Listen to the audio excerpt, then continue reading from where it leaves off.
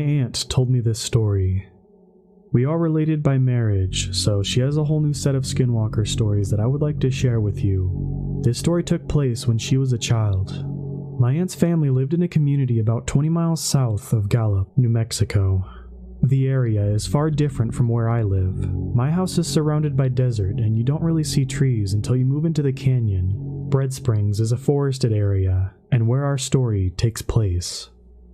Like many people on the reservation, my aunt's family didn't have running water or electricity, so in order to have water, they would have to drive into town and haul water back in large containers. The containers are huge and easily fit in the bed of the truck. Her family would place 2 containers on a long flatbed trailer to make the best of each trip. Her family went into Gallup, filled up the containers, and went into town to do other types of business. Back then, seatbelt laws weren't so strict, and so my aunt and her siblings sat in the bed of the trucks as they went around town. It began to get dark, and so the family started to go back home. Most roads weren't paved, so they had to drive carefully because of the attached trailer. The lights of the town faded away in the distance, and soon the vehicle was surrounded in darkness.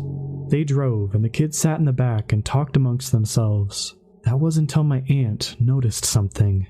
A figure was crouched by the farthest water container on the flatbed. The truck wasn't barreling down the road, but it was going at a speed that it would be impossible for someone to run and jump on.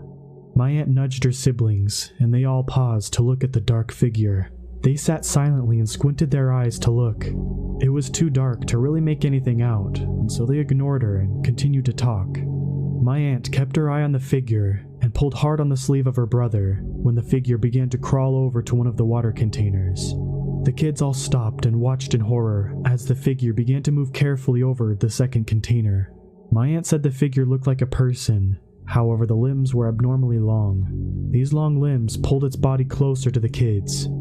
At this point, they began to scream and cry. They banged on the window of the truck. At this time, the creature was reaching for the tailgate of the truck.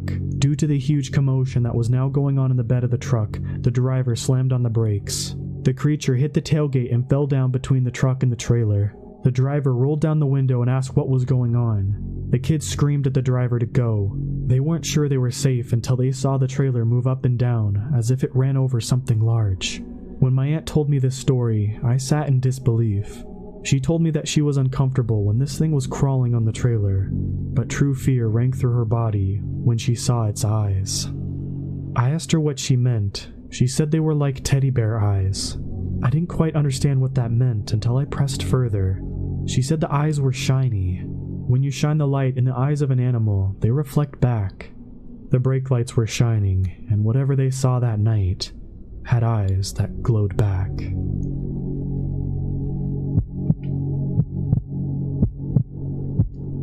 My grandma was a practitioner of native medicine and ceremonies. She was what the Navajo people call a crystal gazer. People would often come and visit her and ask her for healing or causes of their ailments. At times, people would ask her to help with protection from being attacked by evil entities. My grandma used to teach my aunt and her granddaughter the rituals and ceremonies, much like an apprenticeship. My cousin was one such person my grandma had chosen to teach her shamanistic rituals. She would tell me the weirdest and scariest stories ever.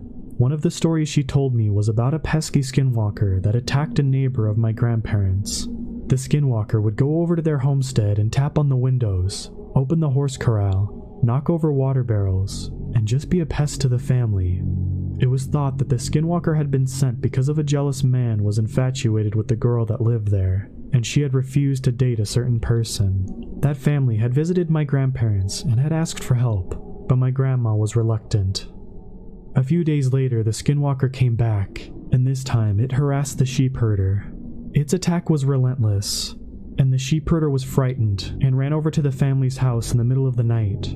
The father of the house told the sheep herder to calm down and go back to his house. The sheep herder kept saying it was calling his name, and he wanted it to stop. The father walked the sheep herder back to his house and walked around and didn't see anything unusual. The next morning, the sheep herder didn't come over for breakfast, and the father went over to check on the sheep herder. He didn't find him there, and the front door was wide open.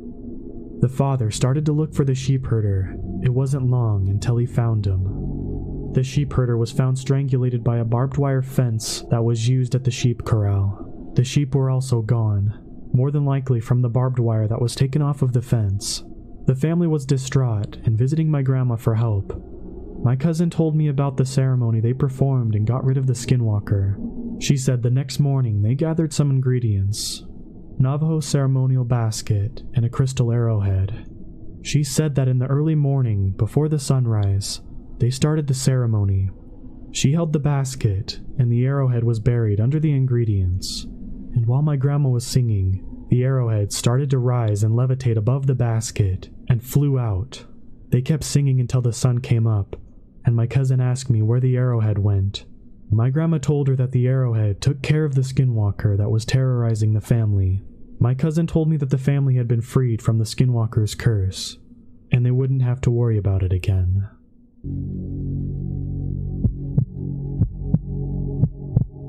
This is a story my family told me when I was growing up. We live in a rural community on the Navajo reservation. My aunt and her 2 brothers were home alone while my grandparents had left for the evening to attend a chapter house meeting. They were in the house, and like many people from the reservation, they didn't have electricity. It had been dark outside for about an hour, and my aunt and uncles were getting ready for bed. Outside, they heard noises, as if something was moving things around. My oldest uncle went to look out the front window and saw a figure by the truck. This was immensely out of the ordinary, because the closest neighbor was miles away. Whatever it was opened the truck door and began to dig through the personal items that my family had left in the vehicle. My aunt and uncles were frightened by the sight and knew they should take action. They took out a rifle and all steadied themselves to hold it up. They flung open the door and aimed it at the dark figure. The figure turned around and started to walk towards them, totally unfazed. My uncle pulled the trigger, but nothing happened. The figure drew closer and my aunt began to smell something like a rotting corpse. It was so strong it made her gag. My uncle continued to pull the trigger with no luck, and the figure came closer and closer. Off in the distance, headlights were coming up the road. My grandparents were returning. The figure looked towards the lights and started to move away and tucked itself behind a tree near the house. My oldest uncle ran towards the truck. My grandfather got out of the car and my uncle pointed to the tree. The thing was poking its head out to observe what they were doing. My grandfather ran into the house over the stove and grabbed a handful of ashes and rubbed it over the gun and bullet and placed it into the chamber. He walked out onto the porch and fired towards the tree. Whatever that thing was didn't expect the gun to go off. The gunshot echoed and the dark figure began running. My grandma chased my aunt inside, and my uncles and my grandfather went after it. There weren't many roads or paths, so my grandfather and uncles chased after the figure. The truck was bouncing and the headlights were not fixed on one particular spot. My uncle swears that every time the headlights would hit the figure, he saw a woman. Not only that, it was running on all fours like a bear. My grandfather eventually stopped the truck as it neared the ditch that drops about 20 feet. He got out and began to yell in Navajo. My uncle says that he was yelling about a local woman. He yelled that he wasn't scared and that he knew her, and to leave his family alone. A few days passed and there was news that a woman that my grandfather was yelling about had passed. I've always been told that if you know who a skinwalker is, say their name, and it will kill them.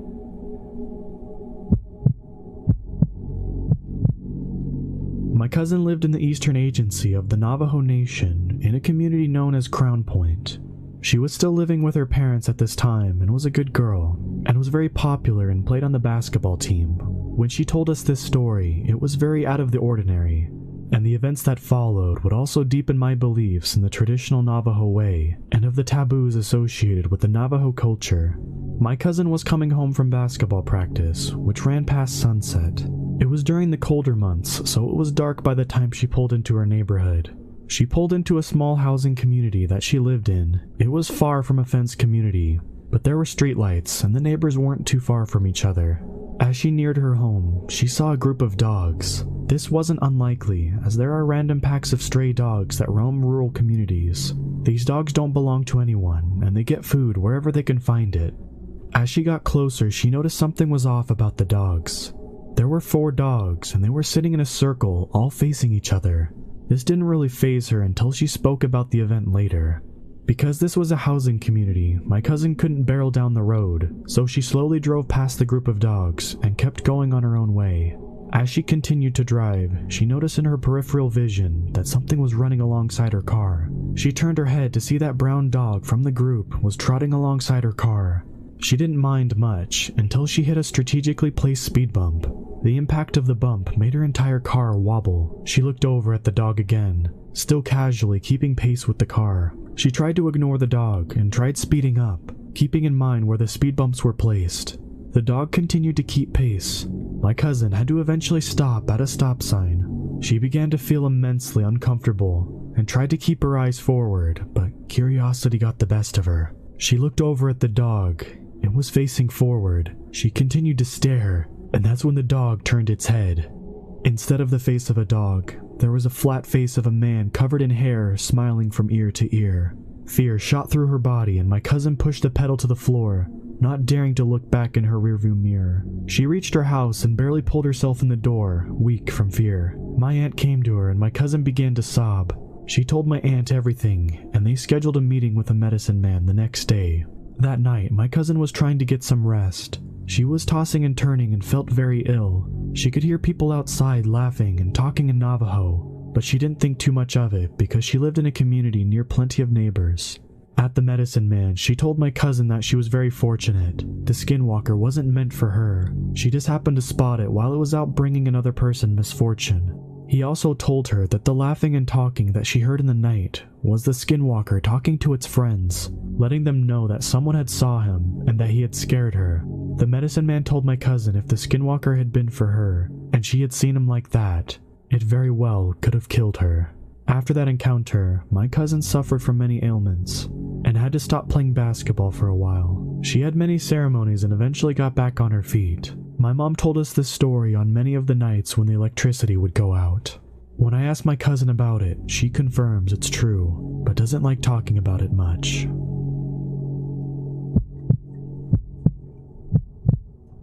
Out on the Navajo reservation, we don't have the city come and collect our trash, so we burn our trash in these huge burning barrels. Not very eco-friendly, I know, but it's what we got. If you don't like the trash properly, the fire will go out and the trash will just sit in the barrel. It is important because we are told to dispose of our personal hygiene items correctly. If you removed all of your hair from your brush, make sure the trash burned. If it was that time of month, make sure the trash burned. If you changed a baby's diaper, make sure the trash burned. They tell us these things because skinwalkers have been known to dig through the trash in order to find things that they can get to use against us. They use the things that we're briefly connected to and bring misfortune on to us using these things. Some of my family members take part in the sport of rodeo, so to practice, they have to rope a dummy and take turns roping it. My 2 male cousins were enjoying themselves outside and taking turns swinging the rope at the fake calf. The elders were always adamant that we shouldn't stay out past sundown, especially out on the res, where it's pitch black and there's no one around for miles. But my cousins weren't the superstitious type, and they were under a streetlight. My cousins were joking around laughing, having a great time. That changes when my eldest cousin looks over to the burn barrel. A dark figure is bent over, rummaging through the garbage that failed to burn. My cousin devised a plan that they were going to grab weapons, sticks, and rocks, and go chase whatever it was. They move strategically, so that they are able to flank the figure. They run full speed and begin yelling and swinging their sticks and throwing their rocks. My cousin said that they kept up with it for the most part. That was until the figure ran underneath the streetlight. What my cousins thought was a person was actually a goat. Why would they think it was a person? Because the goat was running on its hind legs. They stopped running and fear ran down their backs, and the figure ran off into the dark. Feeling nervous and not entirely accepting what they just saw, they began roping the dummy again. There was an awkward silence amongst the boys now. They saw something so unnatural, but talking about it now would just make it seem real. Were they crazy? Did they really see a skinwalker? The boys roped the dummy in silence until one of them looked over to the tree. There was a head peeking out at them. If they didn't pay attention to it, whatever it was would just poke its head out from behind the tree and stare. When they would look in the direction of the tree, it would quickly move back out of sight. This was the final straw, and my cousins ran back into the house. They told their parents and my uncle came out to look. It was still there, poking its head out and going behind the tree. My uncle loaded his gun and started to walk towards the tree. He aimed and pulled the trigger, but nothing happened. The gun jammed. Whatever it was began to run, but it was so fast, like a blur, as my cousin describes it. When it left, my uncle gave the boys a thorough lecture about staying out late. The next day, my cousins told my uncle about whatever it was had been digging through the trash barrel. They went out to investigate and saw the creature had pulled out a lot of things out of the barrel. What was odd was the tracks. Goat prints were all around the area. They followed a set of tracks that were found around a baby diaper, several feet away from the barrel. Whatever they saw that night had very malevolent intentions.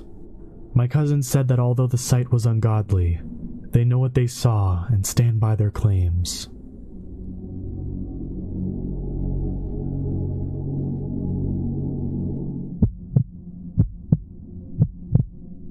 So I grew up in Utah and lived about an hour away from the Skinwalker Ranch. And going there as a high schooler was just a thing to do, just to see if it was true or not, and to see if you actually got scared. But here's my story. First time me and a couple friends went out there, we got pretty far in. We got out of the car and started walking around. Mind you, this was around 1:30 in the morning. We found an old beat-up wood shed that looked like it was falling apart, but you could see through the holes of it. There were hooks, the kind you use for hanging up deer or cows. They looked mostly rusted, but the walls and everything around looked like it was splattered with old dried blood. It was everywhere, but of course it was dried. But the worst part started happening when we walked away from the shed. Since we had a couple of flashlights, we looked around when we were walking. We would see pairs of eyes around us. At first, it was just a shiny reflective look, like when you shine the light at a dog or a cat. So we thought it was just a couple dogs or coyotes. We continued on a bit more until we started seeing more eyes. But they were red, like bright red, even if you had the light in their direction.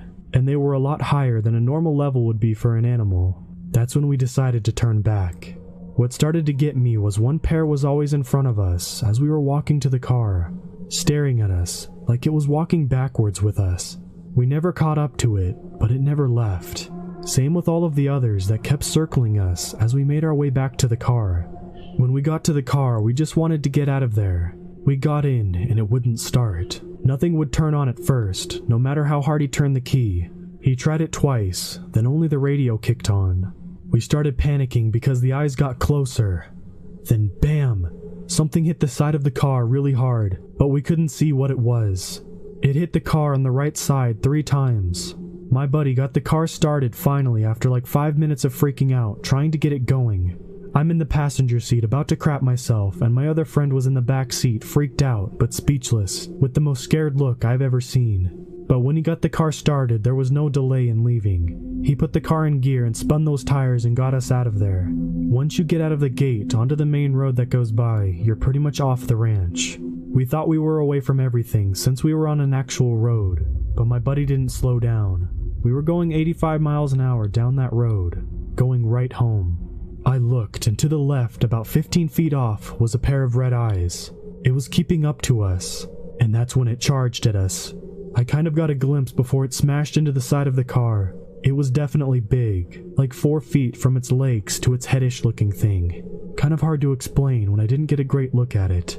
We eventually lost it, and when we got home, we went straight to bed. But in the morning, we looked at his car. One huge dent on the left rear fender and another dent on the right door on the passenger side, about the size of my head. We were so lucky to get out of there. So every summer I go to a lake in upstate New York, near the Canadian border. My family has a house that is pretty much in the middle of nowhere. It's a 30 to 45 minute drive to the nearest convenience store. We have 3 neighbors on our side of the lake, but there aren't any kids and it's mostly all retired or vacationing elderly people. They don't stay up past 10 and it's perfectly quiet when the sun goes down. Here's my story. I have zero explanation for this, and the most reasonable thing to assume is a skinwalker. Around 11:30 p.m., maybe midnight, my cousin and I go down to the dock on the water. We have to walk through a short path in the woods to get there, and the thick trees border directly on the shore. While looking out at the stars and the water, we hear a quiet, raspy rumbling. That's the best way I can explain it. Out of the forest, pretty far away. We didn't really know what it was and wasn't bothered by it. About 2 minutes later, we hear the same voice say both of our names.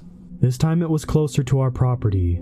From our dock, we can see along the shoreline, and we're near a corner so we could see pretty well along the coast to our left. We were looking with a flashlight in the trees and saw nothing. Maybe someone was out kayaking at night and said something to their friend, and we just heard them wrong.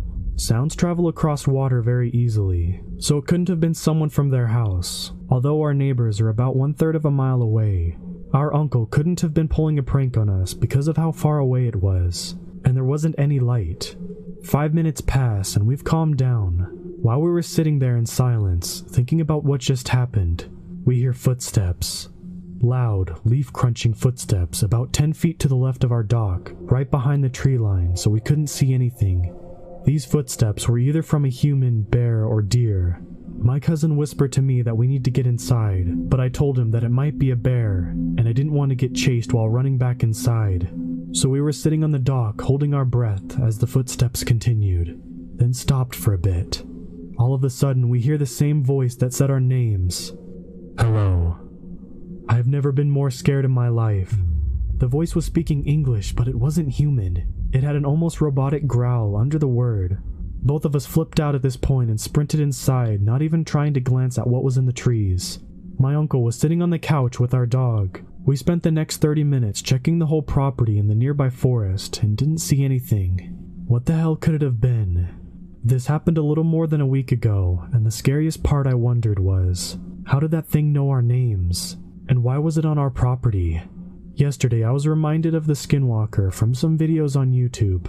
It fits perfectly with the story, but they aren't known for being in New York. I wish I saw what it was, to see if it had a human or a deer form, but the trees were so thick and it was so dark we couldn't see anything behind the trees. Anyways, talking about them is apparently bad luck, and encountering what I experienced ever again will be too soon. So this took place in my dad's, then girlfriend's house, during broad daylight in Grand Rapids, Minnesota, just off of River Road. Behind the house there was a forest, but it's a bit dense to play in, so we'd usually just follow the deer trail a bit into the woods, till there was a clearing where there was a barbed wire fence that cut right through the middle of it.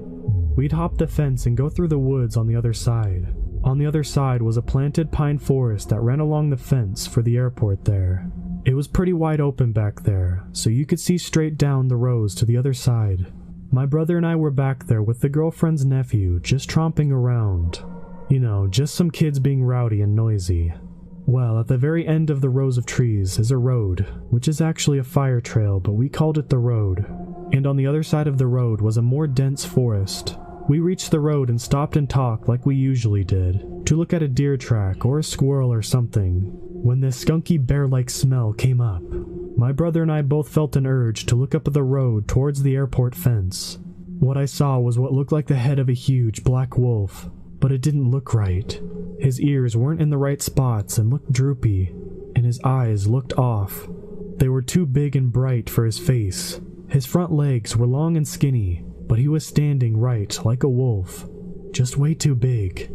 My brother and I looked at each other, and here's where I'm going to mention that my brother and I are very close, so we would usually give each other a look and know what it meant. Here we looked at each other and instantly started to briskly walk back. The girlfriend's nephew just started to walk with us. He asked what was up and we just shushed him. We were being as quiet as we could, but we knew it would hear every step and movement of us. Once we hopped the barbed wire fence, we ran as fast as we could to get to the house. Once we got to the back entrance, we looked back, and there it was, looking at us through the brush. We didn't hear it move behind us or anything. We pointed it out to the nephew, and we all watched it flop back into the woods. Now my brother and I have been raised on 80 acres of land just south of Bobbing. We've seen wolf, bear, moose, mountain lions, coyote, pretty much everything else. We both have never seen a wolf that big and lanky in our lives. I feel like it's important to note that at least I didn't feel any dread or anything like that. It was more a primal fear, like I knew we all had to get away from it, but not show we were afraid. I felt like if we ran from it, it would have taken us down. My brother and I told my dad, and he didn't seem too interested, but he was that way about everything growing up. The next morning, my brother and I went back out to look for tracks, so we could see where and how it stalked us. We saw huge dog-like tracks, and about 6 feet up in a tree, following its route back, we found thick black fur. We noped out of there fast and didn't go back without protection. About a few weeks later, I'm home alone. All the doors are locked, and only the back windows on the house are open. I suddenly notice the dogs are acting weird. Then I hear clear as day, by the back door, my dad's girlfriend's voice call for her dog. I froze but looked up at my bedroom doorway into the small hall. The dog got up and went to the kitchen where the back door was. She was quiet for a moment, then I heard her claws skid across the floor and she ran back to my room. I closed the door and locked it fast and closed my window. The only reason it freaked me out was because I didn't hear the garage door open, or the side door open, just the voice. I blessed my room and made sure nothing was allowed in it or around it. The next time my brother visited, he slept in the living room. Now the living room was huge, and you could see out to the front deck. As my brother was sleeping, he heard what he described as an old woman screaming on the deck. He woke up panicking and said he turned on the porch light, and there was a big black crow sitting on the deck banister. After that, he only slept in my room, never out in the open. I'd also like to note that neither of us knew what a skinwalker was at the time, being that we were 11 and 13 years old and lived in the north. We just assumed that it was a goofy wolf that smelled bad.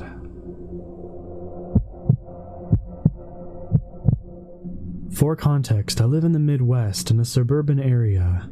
My boyfriend lives about 30 to 60 minutes away from me, depending on if I use either the interstate highway or the city roads. That being said, I usually take the interstate, then take the highway partway home, since the highway is only about a mile or so away from his neighborhood, and I take it all the way to the interstate. There is also another road I can take, a paved country road with one lane on each side of the road, with no streetlights. It eventually meets up with a few main streets, which are numbered roads, and it will take you back towards the highway and city. I'm sorry for all the background about the roads, but I feel it's important, and I feel like my choice was a definite sign that the butterfly effect is always in works. On to the story. Earlier today, I went to pick up my boyfriend and we basically hung out and binge-watched a TV show I recently got him in. Around 11 p.m., he says he probably should go home since he works in the morning. I agree and drive him home using the interstate with no problems. We kiss goodbye, and then I am on my way out of the neighborhood and towards the street that takes me to the main roads. If I turn right, it's a straight shot to the highway. If I turn left, I could take it down to the country road for a bit of a late night drive. I decide to take the latter. I turn left, then turn right at the stoplight and begin to drive through the dark country night. So I had my windows rolled down and my music up, just letting the breeze come in. It was pretty windy, so my car was swerving a little, and you couldn't see the stars or anything because the clouds were taking over the sky, building up a storm. I thought about switching on my high beams to see better, but the road was really curvy and had lots of hills, and I was afraid of accidentally blinding someone coming from the opposite direction. What happened next makes me glad I didn't turn them on. On the left side there was a small patch of woods with overgrowth. To my right were wide open fields, and in front of me was a hill. Toward the crest of the hill, I saw something beginning to cross the road, something large and dark, with what looked like antlers on its head. I thought maybe at first it was a deer, or even an elk, and I slowed down. But when I got closer, I realized something was wrong. One of the things that were wrong was it was moving very slow, like it was hurt or something, and it didn't even glance at me. It just kept moving toward the patch of trees on my left, which I thought seemed weird. I felt like it should have at least acknowledged the sound of my vehicle. The second thing was, this animal that I presumed was a deer or an elk, couldn't have been. It was at least the size of a moose, but that couldn't be right, because where I am from, there are no moose. We had deer and maybe some elk, but no moose.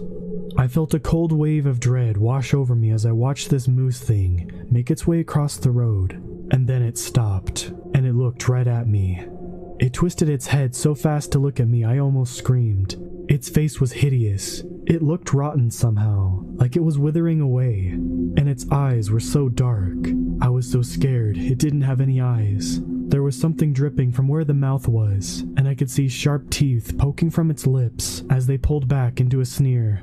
I thought about reversing my car and hightailing it out of there, but I was frozen. You know how when adrenaline kicks, they say you either enter fight or flight mode? Well, they don't tell you that there's a third option. and that's to freeze, which is exactly what I did. I just stayed in place, my hands still on the wheel, foot still digging into the brakes. I don't know how long I sat there staring at this thing, with the thing staring back at me, but when it started towards my car, I honestly thought that was going to be the end of me. I couldn't move, couldn't blink, could barely even breathe. All I could do was hope and pray that I wouldn't be ended by some freakish moose-looking monster. And then a pair of lights began to rise over the hill toward us, and as the other vehicle's high beams shined on the thing in the road, it let out a curdling scream that didn't sound entirely human. It was animalistic and sort of raspy. It's hard to explain. But I watched as that thing got on its hind legs and lurched itself across the road into the thicket of the trees and bushes, narrowly missing the other person. I knew this thing would probably come back if I stayed where I was, so before I could give it the chance, I slammed on my gas pedal and gunned it out of there, going well over the posted speed limit. I just wanted to get as far away from it as possible. Every dark curve or patch of trees or field made me feel so paranoid that I could see the creature again, and all I wanted to do was go home and never, for the life of me, drive on that country road again. I made it home safe, but was shaken, and to cut a long story short, my family thought I was just being hysterical and had just seen a deer, but I know what I saw, and this thing wasn't a deer. It couldn't have been. I've read up on skinwalkers, but I'm not sure if it's what I saw. I mean, do they even exist out in the Midwest? I thought that was more in Arizona or New Mexico. Why would a skinwalker be here? Why would it come after me? Was it even a skinwalker, or was it something else entirely? Was it my mind playing tricks on me? What was that thing? Please, if anyone knows what it was, or has any idea of it, please tell me. I'm so scared I'm going to come across that thing again, and I don't know if next time I'll be as lucky. This is 100% true, so this will probably be a boring account compared to some of the other posts here, but I wanted to share this memory somewhere, and maybe get opinions on the matter. I grew up in Albuquerque, New Mexico. My mom would often take us camping in the summers. This particular camping trip was somewhere in the vicinity of Shiprock, New Mexico. My mother took my older brother Chris, 10, and myself, 8. Camping often in those days, and preferred dispersed camping on BLM/NPS land to camping in merged grounds. She'd usually find us a spot and make herself busy setting up the tents and pit, while Chris and I would scamper around and explore the area and be generally unhelpful. On this particular trip, we arrived in the middle of the day, and as my mom started setting up camp, Chris and I started to explore the area around our campsite. We wandered into the woods of our campsite. Being in the desert, it was really just stunted trees and sagebrush, so I hesitate to describe it as a forest, but the trees and brush were taller than me and provided a decent screen. I wandered down into a gully and came face to face with what I described to my mother as a wolf kangaroo. It was crouched low, with long, slender arms reaching down to the ground, and large, pointed ears like a deer. The fur covering its body was sandy brown and patchy, as if it had mange. It had large, orange eyes and a snout like a wolf or a coyote. It bared its teeth at me and stood up. At its full height, it was the biggest animal I had ever seen, towering over us and the sagebrush. I had never been, and probably still have never been, as frightened as I was then. Chris and I started screaming for our mom to come to our rescue. Chris regained his senses before me, taking off running back up the embankment to the campsite. The wolf kangaroo turned and sort of, speed skated away from us through the brush and tree. Its legs were backwards, like a dog's, and its strides took it far away and fast, faster than any deer or antelope I'd ever seen. After a split second of staring at it in horror, I followed my brother up the embankment, screaming for my mom. We were so frightened that my mom packed us back into the car and moved camps, conceding for once to stay in the managed campground. Chris and I were too scared to sleep in our tent that night, and we clung to Mom at the smallest twig snapping in the brush. So that's my story. It's boring compared to some of the others here, but it's 100% true, and I wanted to share. I vividly remember the way this animal moved as it glided away from us into the desert, and the sheer, utter horror I felt looking into its face. Chris and I have never managed to find an explanation for what we saw that day in the brush. I used to work at a local coal mining company on the Navajo reservation as an operator for a coal haulage crew. I I drove haulage equipment, and it was one of those Crest 240-ton coal haul belly dump trucks. If you've ever seen those trucks, they're pretty huge. They're about 2 to 3 stories high, and about 1/3 the length of a football field. I remember that I was working the night shift, which started around 11 p.m. Before we started the shift, we were required to do a pre-start inspection of our equipment. I walked around my truck, and when I went up to the rear of the truck and lowered its stairs, that gave me access to the engine bay. I walked up the stairs and started my inspection. I found a pretty bad coolant leak on the truck. I climbed back down and went to the cab and called my haulage supervisor. He answered and asked me if I can drive the truck to the main shop for repairs. So I left the ready line and drove 6 to 8 miles back to the shop, and I called the shop maintenance supervisor, and he instructed me to drive around back of the shop and park the truck there. I drove around the shop, parked the truck,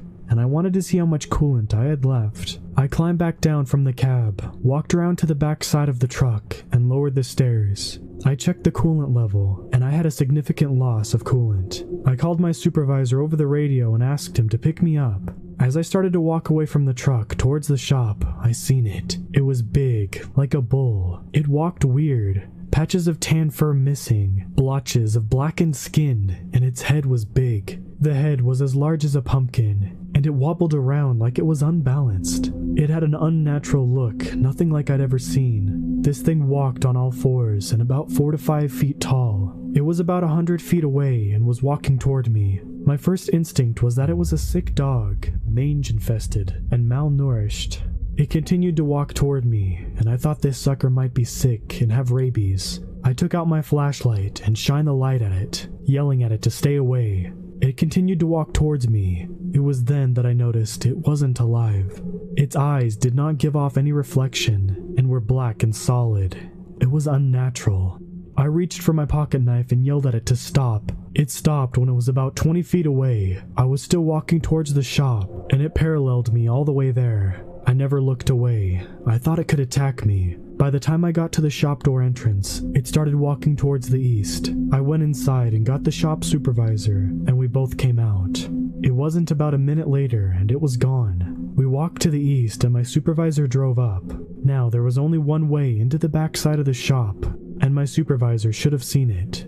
He didn't. I explained to him what I saw, and he said he didn't see it on the way into the shop. My supervisor said that I saw a skinwalker, and that it usually was seen walking around the shop. The rest of the shift, I stayed with my supervisor. I think he was scared. I wasn't scared, nor did I go into shock like some people describe. It was an experience that I would never forget.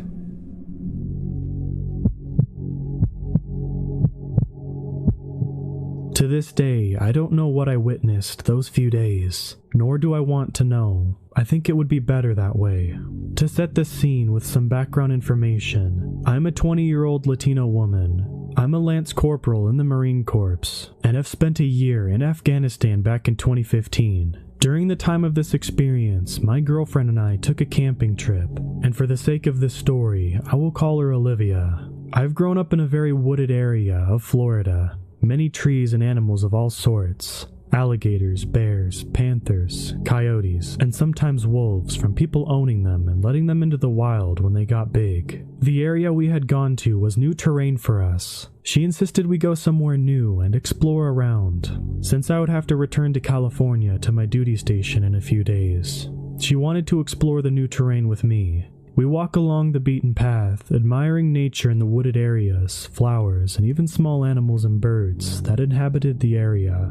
Olivia went to college for zoology, so she enjoyed teaching me about the different animals and the ways to identify them by their tracks and other signs. As we were walking to the camp clearing in this particular forest, we came across a hardly visible pathway, winding deeper into the brush. Her nature calling was pulling her into it. She wanted to explore and find a place inside to set up camp. But call it military intuition, but I felt really uneasy with the idea. Reluctantly, with her pleading, I agreed. We then began to trek through the brush, thorny vines cutting up my legs through my jeans, and a spider web hitting me in the face every now and again, due to the overlaying branches. We walked for roughly 45 minutes until we came into a clearing, deciding this was the best spot we could set up camp. Olivia pitched our tents as I got the fire roaring, and at this point, the dusk is creeping in on us. We lay down to settle in for the night, and all is well. That is, until I'm awakened by things being thrown by the side of my tent. It takes me a little bit for my eyes to adjust to the darkness. The campfire was now a dim glow. My eyes finally adjust as I look around. I wasn't truly awake until the smell hit me like a semi-truck. The smell of rotting garbage. It was sickening. As I tried to gain my composure, that's when I saw the figure. It was tall, very large and stocky, and appeared very human-like. Just too large to be a person. There was still tapping against the tent, some large, others small, but I didn't make a peep. My voice was lodged in my throat, and I'm not even sure at this point I was breathing. All the hair on my body was on end. I was terrified. Olivia shifted in her sleep, opening her eyes. "Hey, is everything okay?" I cut her off by placing my hand over her mouth, raising a finger to my lips in order to tell her to be quiet. That's when I heard it. The growling. It was low, more like a grumble and a groan than a growl, but it was a sound like no other. It was enough to make even my drill sergeants piss themselves. Our eyes directed to the zipper, and it began to move. It slowly started unzipping. Whatever this thing was, it was getting into our tent. I reached next to me and grabbed a small handgun I took everywhere with me, and took aim. A rather loud bang is heard as I took my shot, making a direct hit into the thing's shoulder. A monstrous growl scream is heard. It rattled me to the bone, and Olivia only cried out of pure fear. We watched as this figure disappeared, and we didn't fall asleep just in case it returned. I stayed with her all night, my handgun at my side. The next morning, we were packing all of our stuff and getting ready to head out when we saw it. A stocky figure standing in the tree line. It was around 8, maybe 9 feet tall. It was large, hairy, and seemed rather human-like, besides its dark, deep eyes and fur-covered body. It just watched us as we collected our things. We never broke eye contact either. The thing just watched before sinking back into the woods. We've never ran so fast in our lives back to the main road. Olivia still has nightmares about this thing that terrorized us by throwing things and opening our tent. And I'll admit, the thing really creeped me out. Let me just tell you, I haven't been camping since. During the summer of 2016, my larger group of friends and I went camping out at this spot called Desert Creek. It's a place that's about 100 miles from any town, deep in some mountains in Nevada. I'm not of any sort of native descent, but I've heard a few skinwalker stories before. I didn't believe them too much until this night. My large group drove out to the camp spot and got set up. Being stupid teenagers, we started drinking. It was 4th of July weekend, so the camp spots were sort of busy, but all of the spots were pretty far apart, so we didn't think we would have too many problems. The drinking started around 2 in the afternoon, right after we set up camp. While setting up my tent, I noticed some odd footprints, but didn't think too much of it. By the time night fell, all of us were pretty drunk. I decided I had to go take a leak, so I walked over to a tree. But before I could, I saw what looked like a coyote, but something was off about it. It turned and looked at me and stood up on 2 feet, and it sounded like it was trying to say something to me, but it couldn't get out the words. They were just sounds for a few seconds. I was paralyzed with fear, and then it seemed like the words started to become more clear, but it's still not right. I heard my best friend, let's call him C. C's voice came from its mouth. "Hey, hand me another beer." That's when I snapped out of it. I turned and ran back to camp and told everyone, but no one believed me, and I wasn't sure if I believed myself. But after, I became really paranoid. I thought I could hear sounds all night. When it was time to go to bed, I had almost forgotten about it. Keep in mind, we were about 2 36 packs, in between about 8 of us. I was lying in my tent listening to the crackling of the fire when all of a sudden I could hear footsteps, but they were scattered. I looked out the window of the tent and saw a humanoid figure about 10 feet away standing next to the fire staring at me. Then it said again in C's voice, "Hey guys, I think I'm gonna go to bed." That's when I heard C say from his tent, "What was that?" He poked his head out of the tent and screamed. Everybody got up at that point. And that's when this thing turned and lunged at my other friend. Let's call him Jay. Jay jumped out of the way and hopped into his car, which was right next to his tent. The thing then howled this terrifying sound, and that's when I realized the smell of rotten eggs and burning garbage. The thing ran away and C said, "Guys, we need to get out of here." We all hopped into our cars and started driving out. when one of my friends in front of me stopped about a mile from the main road. I got out with the pistol my dad had let me borrow for protection, and I realized my friend's truck had a flat tire. We all heard the howl again, and it sounded like it was in the middle of the canyon where we were in, about a 25-minute drive away from us. We thought we would be okay, so we got to work putting the spare tire on. We had only just gotten the flat tire off and we started to smell the rancid odor again. We stopped and looked around and heard the howl once again, this time right next to us. We bolted to our cars and tried to drive away when this thing jumped out in front of the car and stood up. The creature looked into my eyes and spoke once more, but in a demonic-like voice. Gonna have to try harder than that. I slammed on the gas and this thing jumped over my car. We got out of there and drove 150 miles back home, still drunk and way past curfew, but we didn't care. The next morning, I drove my friend back to his truck, and when we both got there, we were both struck with this terrible feeling in our stomachs. His truck's windows were broken, and scratched into the car all over the place was every single one of our full names. There were 2 animals in the bed of the truck, but we couldn't tell what kind of animals they were because they were so mangled. From that point on, we had never given a thought to going camping at Desert Creek ever again. I will not say my name for this story, as I am afraid they will find me, but you can call me Rose. I was 14 when it happened, so about a year ago. I was at a powwow with my friends, a young girl, let's call her Lily, and her older sister, Saria. It was getting late, probably around 10 p.m., when we came up with the idea to tell scary stories. I've always been fascinated by skinwalker stories, though I have never seen one myself. Well, that was about to change. I came up with a story and told my friends, then Lily, then Saria. After telling stories, we finally got tired and went to bed. Saria and Lily slept in a small tent, while I slept in a camper with my dad. I've been up where the powwow is many times, and we call the area the grounds. I'm not really a native. I have a little Blackfoot, but I'm mostly Irish. The grounds are full of mostly Cherokee. Anyway, I came up with a stupid idea to scare my friends. I went outside next to their tent and snapped a twig. Then I made loud footsteps along with hard breathing and groaning noises. I could see their shadows sit up, so I knew they were awake. I was just about to shake the tent when I heard footsteps behind me. I knew there were bears and big cats in the woods, but they rarely come in the grounds because all of the lights and people. I didn't want to take any chances, so I slowly walked towards my camper. Then I hear the same groaning noises I made behind me. I thought it was Lily or Saria trying to get me back, but something wasn't right. It sounded just like my voice. Haha, very funny guys. I call back to their tent. Haha, very funny guys, said someone who sounded just